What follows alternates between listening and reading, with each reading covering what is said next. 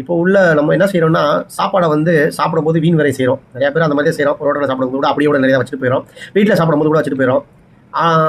இப்போ நம்ம சொல்கிறது என்னென்னா, இது வந்து அடுத்தவங்களுக்கு யூஸ் ஆகும் அப்படின்றது ஒன்று இருக்கட்டும். அந்த வீண் விரயம் செய்யறதுல அந்த ஒரு அரிசியை மட்டும் எடுத்துக்கிறோம். அந்த அரிசி ஒன்றும் சும்மா ஒன்றும் நம்ம கைக்கு வந்துடுறதில்ல. அந்த அரிசியை ஒரு விவசாயி உற்பத்தி பண்ணுறதுக்கு முன்னாடி அவருக்கு ஒரு நிலம் வேணும். அப்புறம் அந்த விதையை வாங்கிட்டு வரணும். அதுக்கு உரம் போடணும். அதுக்கு ஆட்களை வேலைக்கு கூப்பிடணும். அதுக்கு அவங்களுக்கு சம்பளத்தை கொடுக்கணும். அந்த உரம் வாங்குறதுக்கோ விதை வாங்குறதுக்கோ அப்புறம் அந்த ஆட்களை கூட்டுறதுக்கோ டிரான்ஸ்போர்ட் ஆகும். அதுக்கெல்லாம் டீசல் வாங்கணும். அப்போ டீசல் உள்ளவங்களுக்கு இது யூஸ் ஆகுது. அப்போ டீசல் அங்கேருந்து எடுத்தால் தான் இங்கே வந்து அதை வாங்கிட்டு வந்து நம்ம வாகனங்களில் போட்டு இதெல்லாம் வாங்க முடியும். அதுக்கப்புறம் என்னன்னு கேட்டிங்கன்னா, அதுக்கு வேலையாட்கள்லாம் போடணும். அதை அப்புறம் உழுகணும்.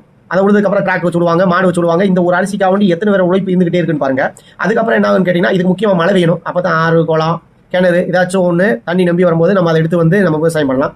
அதுக்கப்புறம் இதை கருது இருக்கணும். இதை அடுத்ததுக்கப்புறம் இந்த இடம் இதை ஃபுல்லாக மொத்தமாக ஒருத்தர் விலைக்கு வாங்கிட்டு வந்து வச்சிருப்பாரு. அதுக்குன்னு ஒரு ரைஸ் மில் வச்சிருப்பாரு. அதுக்கு எலக்ட்ரிக் பில் கட்டுவார். அதுக்குன்னு தண்ணி வசதி வேணும். அதுக்குன்னு வேலையாட்களை போட்டிருப்பாரு.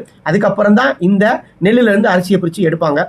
அதுக்கப்புறம் இந்த அரிசி வந்து ஒரு டிஸ்ட்ரிபியூட்டர் போகுதுன்னு வச்சுக்கோங்க. அவங்க மொத்தமாக எடுத்திருப்பாரு. அதுக்கப்புறம் தனித்தனியாக ஒவ்வொரு கடைகளுக்காகவும் அவர் கூட வந்து அனுப்புவார். அதுக்கடையில் எத்தனை லாரி, எத்தனை பைக்கு, எத்தனை டிரான்ஸ்போர்ட்டு, அதுக்கு எவ்வளோ பெட்ரோல் செலவாகும், அது ஓட்டக்கூடிய வாகன ஓட்டிகள் எவ்வளோ பேர் சிரமப்பட்டு அந்த இடத்துலாம் கொண்டு வந்து சேர்த்துட்டு அதுக்கப்புறம் நம்ம லோக்கல் கடைகளுக்குலாம் வரும். அங்கேயே ஒருத்தர் கடை வச்சிருக்கணும். அந்த கடையை அவர் மெயின்டைன் பண்ணிக்கிட்டு இருக்கணும். அந்த அரிசி மூட்டையை விற்கணும். அவர் குறைச்ச லாபத்துக்கு விற்றதுக்கப்புறம் அந்த அரிசியை வாங்கிட்டு வந்து நம்ம வீட்லையோ இல்லை கடையிலேயே சாப்பிடும்போது அசால்ட்டாக வச்சிரும். இவ்வளோ பேர் உழைப்பு இருக்கே அப்படின்னு நினச்சி பார்த்துட்டு இனியாவது வீண் வரையும் செய்யாதீங்க. ஆனால் என்றைக்குமே உணவு வீண் வரையும் ஆகாது. உங்களோட காசு மட்டும் தான் வீண் வரையாகும். எப்படி கேட்குறீங்களா?